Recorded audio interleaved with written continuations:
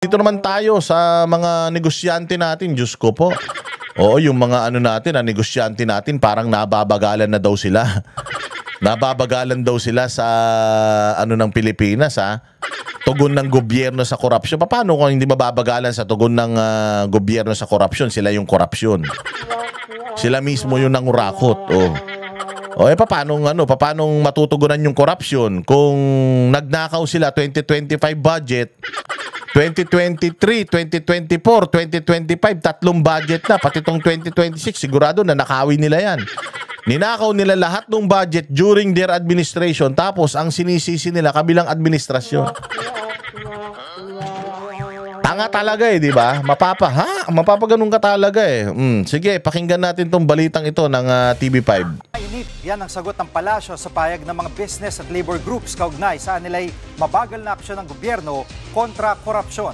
At live mula sa Kuala Lumpur, Malaysia, nangunguna sa balita si News 5 Palace Correspondent Maricela Lili. Ano tong balita dyan sa may Malaysia na hindi daw talaga sinama sa picture si Bongbong dahil sa kanyang reputasyon sa pagnanakaw?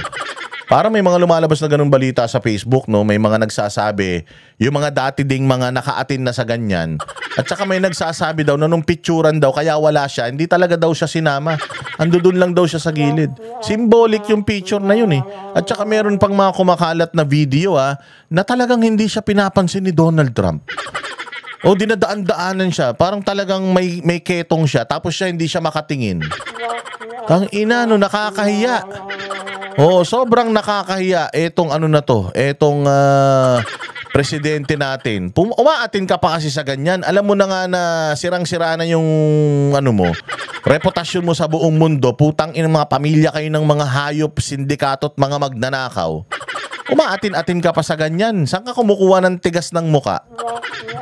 O, di umano di nakikita niyo sa Facebook may mga video na kumakalat. Sana mali yun. Kasi sa totoo lang, nakakapanghina din ng loob. Kasi somehow, kahit ganyan yan si Bongbong, presidente pa rin natin yan As much as possible, ayaw natin na masira talaga tayo sa ibang lahi. Pero putangina, panira kasi talaga Mga luko-luko kasi talaga wala talagang pakundangan ng mga yan.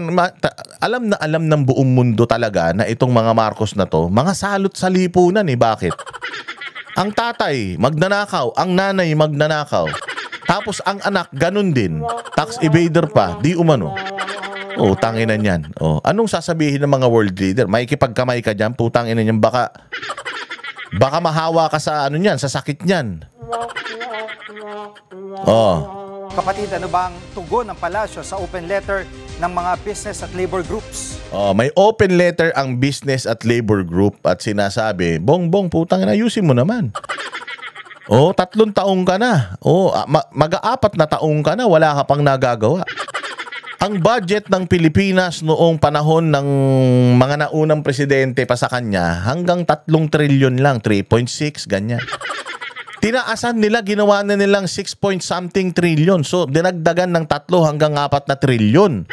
Yung budget natin, na-expect natin, kung dinagdagan mo, ginawa mo 100% yung markup, yung itinaas mo sa budget, ina-expect natin na at least man lang, mayroon tayong bagong tulay, ospital, paaralan. Putangin na niyan, 22 classrooms ang natapos sa loob ng 1 taon, punyeta.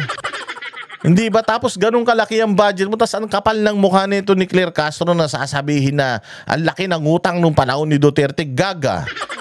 Talagang malaki ang uutangin natin nung putangin na mo. Lahat ng bansa nun sa mundo. Namumroblema sa pandemya kung saan kukuha ng pangtustos sa mga tao Hayop ka kayo nga, nilakihan nyo yung budget, dating 3 trillion, ginawa nyong 6-point-something trillion Tapos wala naman kayong nagagawa, putang ina, busog na busog kayong lahat. Tapos yung mga tao sa paligid nyo, mga gutom. Nagrarally. Putya, walang ganyang kalaking rally nung panahon ni Duterte. Kung talagang masamang presidente si Duterte, di sana meron trillion march. Saan ka makakita ng the trillion march? Ibig sabihin, ang ninanakaw sa Pilipinas, hindi na milyon-milyon. Trillion-trillion. Si Napoles, pinakamalaki na nga yung 10 bilyon Nakaso niya ng plunder Ito, trillion. Ang ina niyan, tapos pinagtatanggol yung mga hayop kayo. Mga bobo. Alam mo, Jiggy, ang paliwanag dyan ni Palace Press Officer Undersecretary Claire Castro, mas maigi na nga na maipaliwanag sa kanila kung ano ba talagang nangyayari kesa kung saan-saan pa nila nakukuha yung mga impormasyon na baka ma-misinterpret lamang. Mula daw nung binanggit ni Pangulong Bongbong Marcos ang katagang mahiya naman kayo sa kanyang SONA noong Hulyo, hanggang ngayon marami na rin naman daw mga developments sa inisyatibo laban sa korupsyon. Kabilang Utangin na. Simula daw nung binanggit ni Bongbong Marcos, yung mahiya naman kayo, putsang ina, madami na daw development. Ano? Tarantado. Wala pang nakakasuhan. Wala pang nakukulong. Panay ang panay ang call out natin kay Romualdez, kay Zaldico na hayop kayo hanggang ngayon. Si Zaldico baka putang ina kamukha na ni Tom Cruise yan. Sa dami ng perang ninakaw niyan, baka nakapagpaayos na ng mukha yan. Baka hindi na mukhang Pilipino yan. Baka putang ina bumili na ng bagong mukha yan. Nakakatakas na yung mga kawatan. Hayop kayo eh. Anong development? Development, sampahan ng kaso si Chis Escudero? Ang development, sampahan ng kaso si Bongo? Sampahan ng kaso si Villanueva? Trabahuhin si Marcoleta? Yun ba ang development na sinasabi ninyo? Yung development na palitan ang Senate President? Palitan ng Blue Ribbon Committee? Ganun ba yun? Anong development? Kutsa wala pa kayong napapanagot. Si President Marcos wala ngang mabanggit na pangalan. Si Lacson nga nagsabi 39 o 70 plus na na congressman daw. Ni isa walang pinangalanan eh. Wala pa nakakasuhan. Si Boying Rimulya nga mamamatay na lang. Hindi pa nasasampahan ng kaso si Zaldico dahil mayaman naman daw yan talaga noon pa eh. Ang ilan to mga to. Ang mga nakakulong, ang mga nasa ngayon kulungan diyan sa Senado. Sarap-sarap pa nga makulong sa Senado, aircon. Libre pagkain, maayos yung pagkain. Buti nga sana kung nakakulong sila sa piitan talaga eh. Oo, samantalang si Pastor Apollo Kibuloy, walang kwenta-kwenta yung kaso. Oh, nagkakasakit. Hindi ma-approve yung kanyang hospital arrest. 75 years old na yung tao. Laging tinatamaan yung kanyang baga dahil nga mahirap ang sitwasyon sa kulungan. Sinasabi naman ng mga doktor na dapat sa edad niya hindi na talaga siya dapat nakakulong sa ganyan. Hindi naman siya tatakbo sa kanyang responsibilidad. Kaya nga yan sumuko sa AFP, sa ISAP kasi handa siyang harapin yung kanyang mga kaso dito. Hindi nga ma-approve yung kanyang hospital arrest, hindi ba? Hindi man siya nagnakaw ng pera ng taong bayan. Naka-freeze lahat ng mga assets nila nang wala naman silang pera ng gobyerno na dinidispalko. Samantalang etong mga putang inan to, si Zaldico, si Romualdez, si Bongbong Marcos, tangina, ang dami na nilang chismis na magnanakaw sila pero hindi naman, yung mga kaperahan nila, hindi naman fini-freeze. Di ba? Yung mga properties nila, sa sobrang tagal na nito, nailipat na nila sa ibang mga tao yan. Kaya nga ang lalakas na ng loob maglabas ng salin ngayon eh. Kasi pag tiningnan mo yung net worth nila, bumaba talaga eh. Ganyan ang style eh. Ilalagay nila yan sa mga cronies nila. Lalagay nila yan sa mga shell account sa mga ibang bansa. Oo, bibili sila ng mga property para wala silang pera sa bangko.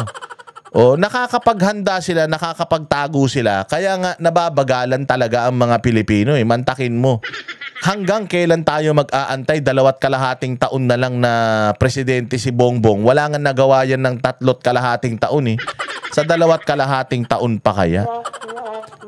Diyos mio! Ang nangaraw dito yung pag-freeze ng assets ng ilan sa sinasabing posibleng sangkot. Pinaliwanag din niya kung bakit hindi whole departure order agad yung pwedeng ipatupad laban sa mga posibleng sangkot dito sa korupsyon. At Bakit? Bakit hindi whole departure order? Bakit may whole departure order kay Pastor Apollo? May whole departure order yung ibang mga may kaso na kalaban ninyo, naka-lookout o bulletin pa. Pero mayroon pa tinan ninyo si Pangulong Duterte nakakulong ngayon sa ICC. Nakakulong si Pangulong Duterte sa ICC sa ilang counts ng murder. Doon nga sa ICC, 43 lang eh. Yung murder na hindi pa siya ang gumawa. Hindi siya ang gumawa. Ang sinasabi lang nila is dahil sa kanya nangyari yung mga pagpatay na yun. Samantalang etong nangyari sa Hacienda Luisita, pinagpapatay yung mga magsasaka. Asan si Pinoy? Sabagay, nasa impyerno na. Pero nakasuhan ba nakasuhan ba si Pinoy ng human rights violation dahil diyan? Yung Kidapawan massacre, may nakasuhan ba doon ng human rights diyan sa paglabag sa human rights diyan sa ICC? Ibinigay natin si Pangulong Duterte, ang bilis-bilis. 24 oras lang. Ayaw niyong umabot ng 24 oras.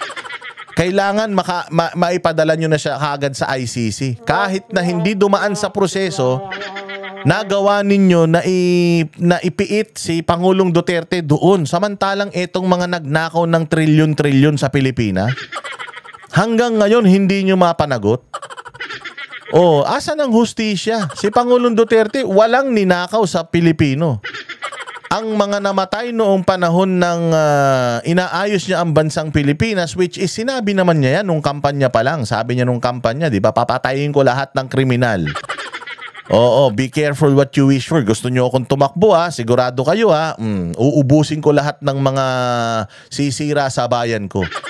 Tinupad naman niya yung kanyang pinangako noong eleksyon. Nakakulong siya ngayon. Samantalang etong nangako ng 20 pesos na kilo ng bigas, nangako ng 1 milyong pabahay, nangako ng daan-daan libong mga classrooms, putang ina, kita mo. Sarap ng mga buhay. Pa-vlog-vlog, pa-biyahe-biyahe, yung mga anak, panay ang nood ng karera, tang ina niyan, nilindol na yung mga taga Cebu at Davao po, tsayang binentahan pa ng 20 pesos na bigas. Imagine ninyo. Hindi ba? Yaan ang dapat na ikinukulong. Ang tagal-tagal na, meron na nakulong? Wala. So dahil si Bongbong Marcos ang nagsalita na mahiya naman kayo, hindi na siya damay? Siya ang pumirma ng budget, kaya bang yabang niya? Na binasa niya lahat yung budget na yun, tiningnan niya yung ilang libong pahina, pinirmahan niya, binito niya pa nga yung iba, tapos biglang ngayon wala na siyang kasalanan.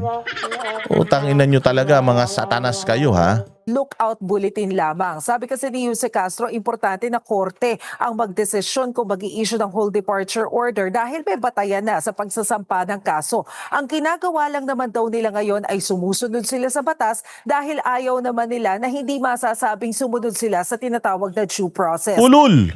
Yan nga ang wala sa panahon nyo, due process Ang dating presidente Duterte nga hindi nakaranas ng due process sa inyo Si Pastor Kibuloy nga hindi nakaranas ng due process sa inyo si General Bantag, si Tebes hindi nga nakaranas ng due process sa inyong mga hudas kayo Tapos gusto nyo sa inyo may due process mga magnanakaw kayo.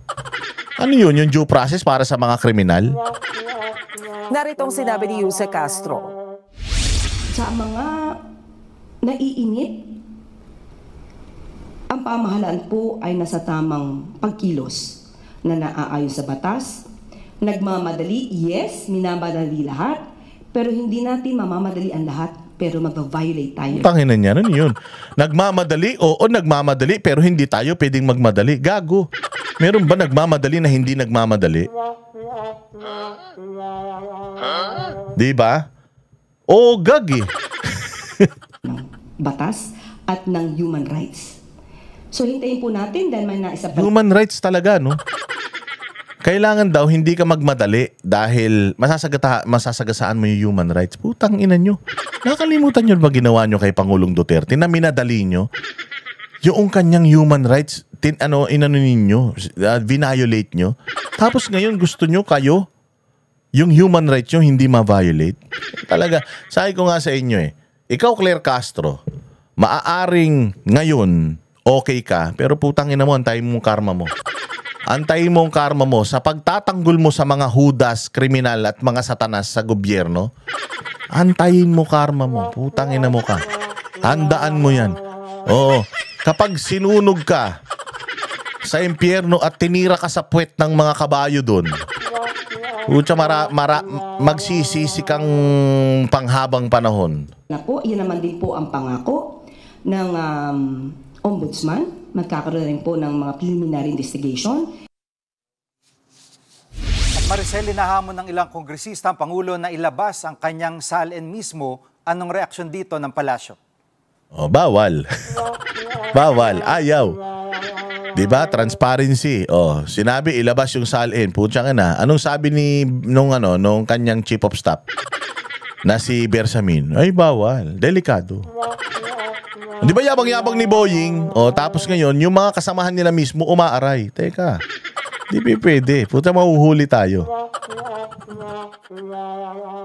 Giniit muli, Jiggy, ng Malacanang na hindi naman itinatago ni Pangulong Bongbong Marcos ang kanyang Statement of Assets Di naman daw tinatago, ayaw lang ipakita. Liabilities and net worth. Nakahanda raw siyang ilabas ito provided na walang lalabagyan doon sa guidelines ng Ombudsman. Ang sabi nga ng Malacanang ay ready naman si PBBM at kung ikukumpara daw yung polisiya ng Ombudsman sa kasalukuyan kumpara nung nakaraang administrasyon ay Tayo nakaraang administrasyon na naman. Hinihingan lang kayo ng salin pati na naman nakaraang administrasyon. Hinamon nga kayo ni Duterte noon, sige maglabasan tayo Hinamon kayo ni Inday Sara, maglabasan tayo. Diyan sa Davao City, di ba binabanatan niyo yung budget ni Pulong? Hinamon nga kayo ni Pulong Natingnan ninyo yung datos, tingnan ninyo yung accomplishment dito. Hindi naman sila pumapalag Maingay lang naman kayo sa propaganda pero kapag hinamon na kayo, kapag kinagat na yung mga hamon nyo, putangin na nyo, nababahagang mga buntot nyo amak naman daw na mas maluwag yung polisiya ngayon.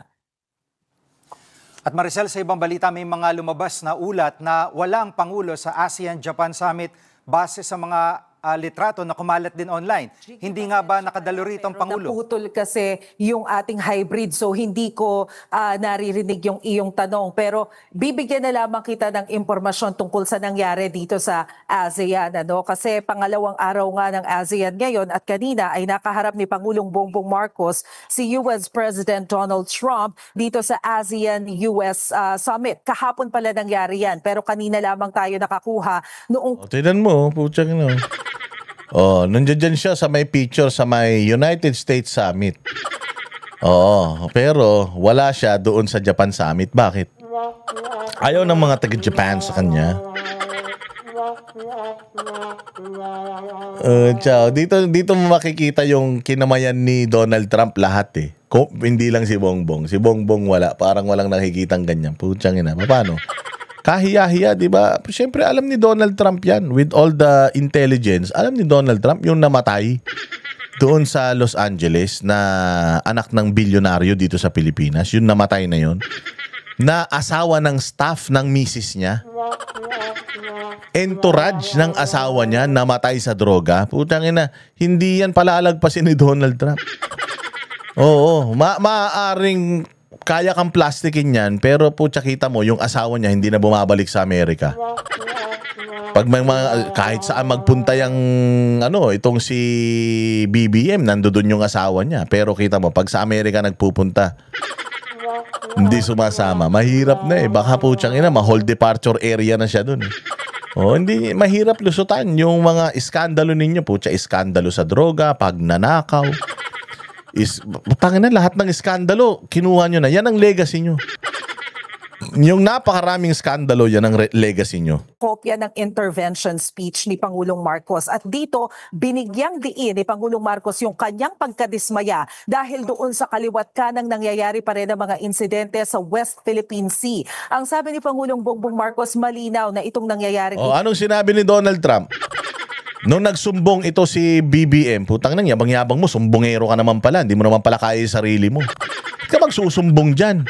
Tangina, kung talagang magaling ka, matapang ka, ikaw mismo, solusyonan mo yan. Hindi mo kaya kung wala, di ba, yung mga baka naman nagmamakaawa ka na naman, magpapaawa ka na naman para makakuha ka na naman ng ayuda.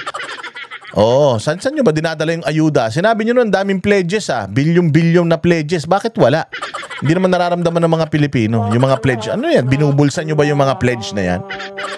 Oh, kita mo, sinusumbong niya China sa mga nandiyan dyan. Putang ina, yung China at saka yung Amerika nagkamayan na naman. At meron silang bagong trade deal na may bago silang trade deal na pinagkasunduan. Puta, habang si Bongbong, nga. Anong naiuwing trade deal ni Bongbong? Wala.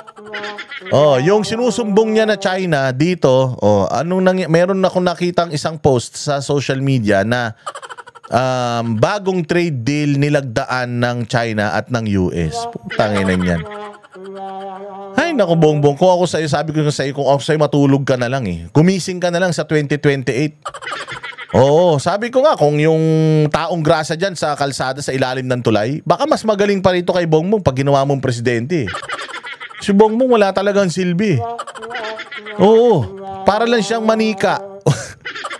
Para lang siyang manika. Damitan mo kung anong gusto mong gawin sa kanya, magagawa mo. Pero sa totoo lang, wala talagang kapasidad dito eh. Ito ay hindi naman katanggap-tanggap. Nabanggit din niya yung sinasabing nature reserve dyan sa Bajo de Masinloc. Giit ni Pangulong Marcos sa harapan niyan mismo ni US President Donald Trump at ng iba pang ASEAN leaders. Giit ng Pangulo malinaw na paglabag ito ng soberanya ng Pilipinas at ng international law dahil malinaw naman na nakasaad na bahagi ito ng ating... Okay, you've been attending those summits for the past few years na ikay presidente. You've been saying all those things against China, against their aggression and so on and so forth. Ano na nangyari? Tumulong na ba sila sa'yo? Baka mamaya nga nagpapaawa ka lang para nga abutan ka ng tulong. Ina nyo, wala na kayo talaga nagawa.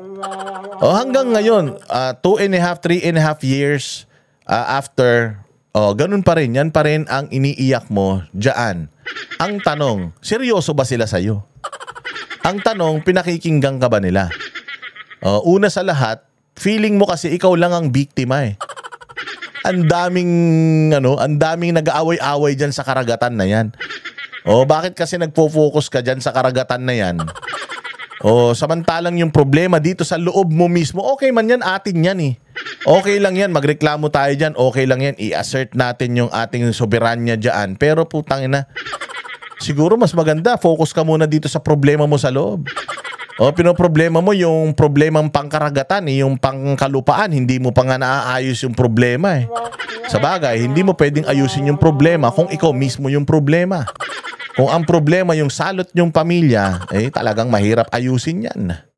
Teritoryo. Ang sabi ni Pangulong Marcos, bagamat may mga pangyayaring ganito, mananatiling firm at kalmado ang Pilipinas at ipupursigi pa rin ang pagkakaroon ng Code of Conduct. Kaninang hapon naman, Jiggy, sa East Asia Summit, sinabi rin yan ni Pangulong Bongbong Marcos, parehong pahayag sa harap. Sinabi rin niya, anong resulta? Wala.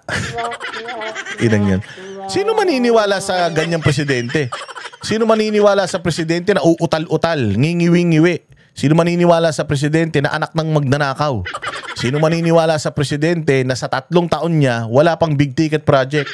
Sino maniniwala sa presidente na wala man nahuhuling drug lord? Sino maniniwala sa presidente na nagpakulong ng sarili niyang citizen sa ibang bansa?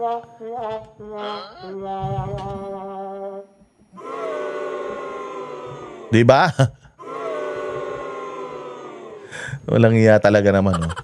Wala't maniniwala sa ganyang klase ng tao na walang reputasyon. Kaya kahit anong sigaw mo dyan, wala yan. Pasok dito, labas dito lang yan. Bakit? Wala silang respeto sa'yo. Dahil wala kang nagawa sa bayan mo eh. Wala kang nagawa para sa mga citizen mo eh. Grabe nga yung rally sa'yo eh. Kulang na nga lang kung wala lang mga barbed wire dyan sa Mindiola. Putang ina, matagal ka ng hinila pababa ng mga Gen Z sa Pilipinas eh. Pa naman mismo ng kinatawan ng China. At dito nga niya sinabi, yung pagpupursigi pa rin nila ng maayos at kalmadong pagdadayalogo nang sa gayon ay maisaayos ang usaping ito. Jiggy. Ayan. Grabe, no? So kailangan daw, kalma lang daw kayo dahil may ginagawa naman daw sila. Para sa kapakanan ng bayang Pilipinas, ha? Kami ang boses ng masa, hindi natatakot. Katotohanan lang, di kami nalulunod. Walang bahid ng sismis, lahat ay totoo. Kahit sino ka pa, pag mali ka babanatan ka. Walang pinipili kulay, wala kaming kinikilingan. Basta para sa bayan, kami lalaban. Pag tama palapakan, pag mali banatan. Di matitinag, di matatakot, para sa bayan tuloy ang sigaw. Sa harap ng kamera, walang halong takot. Mga baluktot, lahat kayo'y tutumba. Ang hustisya at totoo, yun lang ang mahalaga. Kahit sinong harang, di kami matitinag. Walang pinipiling kulay, wala kaming kinikilingan. Basta para sa bayan, kami lalaban. Pag tama palapakan, pag mali banatan. Di matitinag, di matatakot, para sa bayan tuloy ang sigaw. Kung nasa tama ka, ikaw ay aming kasama. Pero pag mali ka, handa ka na bang mabasag? Banateros kami, walang inuunan. Dahil bayan muna, bago ang sarili.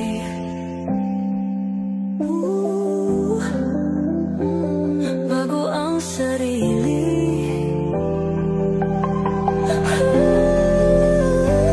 Pag tama palapakan, pag mali banatan. Banateros ang sigaw, katotohanan ang laban.